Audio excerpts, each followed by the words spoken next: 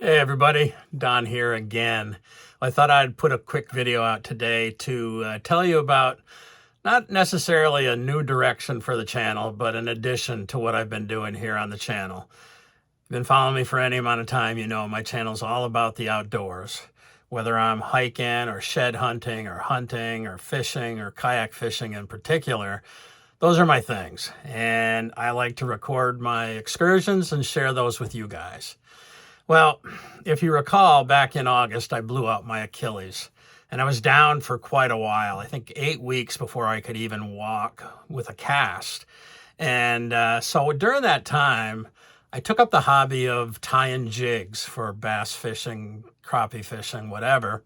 And I did that right back here, and it was a good hobby. It kept me occupied and made a couple videos, but I really enjoyed it. Now, I want to go out and fish with those, but I wanted to take this thing a whole step further. You know, I'm primarily a soft baits guy when it comes to bass fishing. And I've always wanted to make my own soft baits, but I decided to go a little bit different route. I connected or started following a guy on YouTube named Nate Marling. His channel is called Marling Baits. And the kid is an amazing lure maker. He carves lures, all kinds, out of wood. He paints them. He goes out and fishes with them, catches some fish. And I mean, the guy's got an awesome channel. I love his personality. He's super knowledgeable. And I saw that he was offering a class called Fish with Your Masterpiece. Here's a little clip.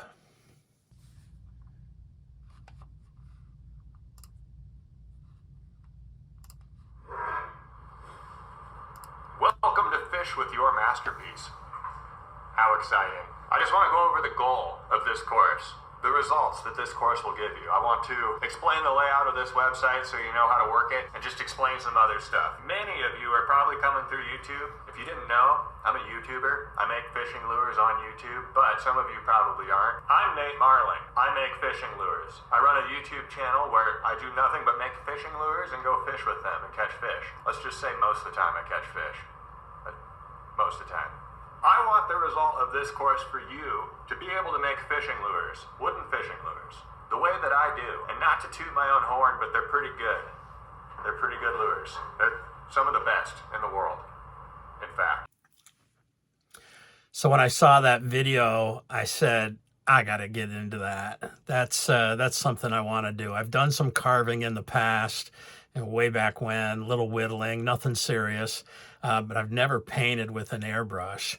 So I bought the class. It was $200, but I mean, it is so in-depth, so detailed. He tells you everything you need to know. Not only tells you what you need to know, he shows you how to do it. Whether you're using strictly hand tools or you're using band saws and belt sanders and everything, he shows you both ways how to do it. And then he takes you through the whole steps of painting, and it's really, really worthwhile. At least to me it was. So I bought it. $200. Didn't think twice. Unfortunately, I really don't have a shop that I can do that kind of stuff in as far as carving and sanding. Whenever I do a wood project, it's out in the garage. The garage ain't heated. And I was out there working on a project the other day. It was 19 degrees. I was freezing my butt off. And so I said, you know, I got to do something a little bit different. Now, next spring, or this spring, I'm going to knock this window out of my office. Underneath the porch, I've got a space where I used to store my firewood, and we're not burning wood anymore. So I can make a shop that's about 7.5 feet deep, and it'll be, I think, 17 feet wide, long, and be a perfect place for a shop. Already have a concrete floor down, basically 3 walls. This wall is already done. The other 2 walls are studded up. All I got to do is finish the wall and close it in and insulate it and all that stuff. So that's going to be where my shop is going to be. In the meantime, let me walk you out there. All right, so walk out of the office into the living room. You guys have seen this before. Ooh. Crabby. What a beautiful buck, huh? Here we are outside. So this is the area here that, for as long as we've lived here, this has been an area where I've stored firewood. I'm getting rid of that. I'm giving that wood to a buddy of mine. The old wood stove, I'm refurbishing that, and I'm going to sell that. These walls have been studded in. I'm actually going to extend it out to here and then come straight across where that window is. I'm going to knock that out, and this is going to be a shop. Like I said, it's about 7.5 feet this way. It'll be 17 feet this way. And it'll be a really nice shop, but that's not happening until summer. So in the meantime, I've decided I'm going to start this whole thing kind of at the back end. You know, instead of carving my own baits to begin with, I thought, well, shoot, I'd hate to spend all the time carving a bait or a lure and not know the first thing about painting with an airbrush. So I thought in the utility room, I can set up an airbrush station. And let me show you what I'm doing. And here we are in the utility room. And here we are in my new workspace. So because I'm doing this in the house, in the utility room, and the fumes from paint, and especially the cleaners, are kind of potent, let me show you my first investment. This is a Masters paint booth. I chose this one. This is an XL model because the pipe coming straight out the back, because I have such a limited amount of space, I needed to vent this out that window so that when I'm painting in this booth, all the fumes and paint and stuff will be vented out that window.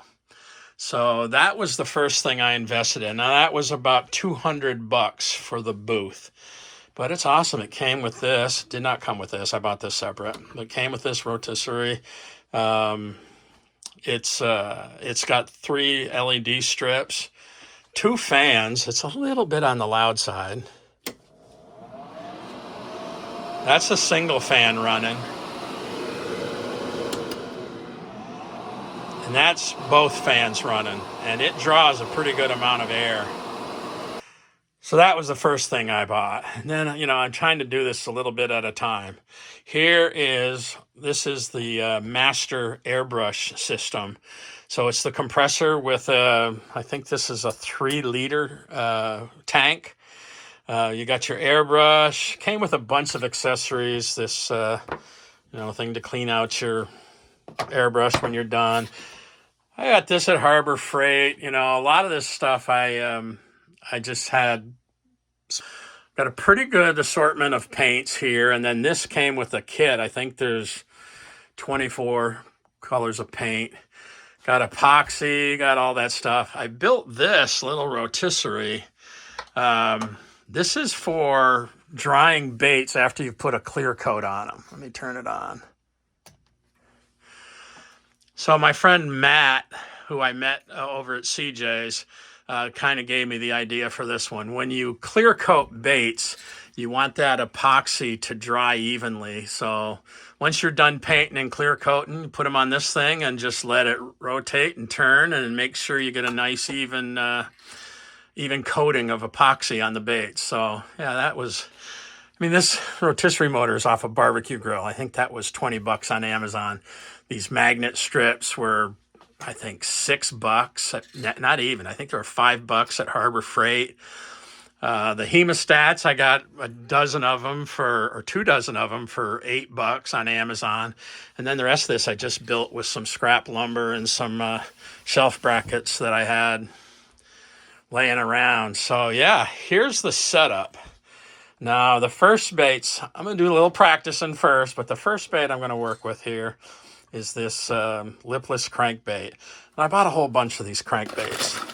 You can see they're pretty decent. These are all have rattles in them. But I'm going to start painting these things up. So yeah, that's where we're headed. We're going to start off painting lure blanks, getting familiar with the airbrush, and trying to figure out if I can do any good. I don't think this will ever be a business. It's not intended to be, just like YouTube's never intended to be a money-making venture for me. But I do want to try to get good enough where I can give away baits and catch fish with baits that I have made myself. So that's where I'm going. Got some other stuff happening this summer that I'm really excited about. I'll tell you more about that later. But tell me what you think. Is this something you guys want to see here on this channel? I mean, if I get good enough, maybe I'll make a totally separate channel. But in the meantime, I'll just intermix this in with the other stuff that I'm always doing. Thanks for coming along today. We'll see you next time. Peace.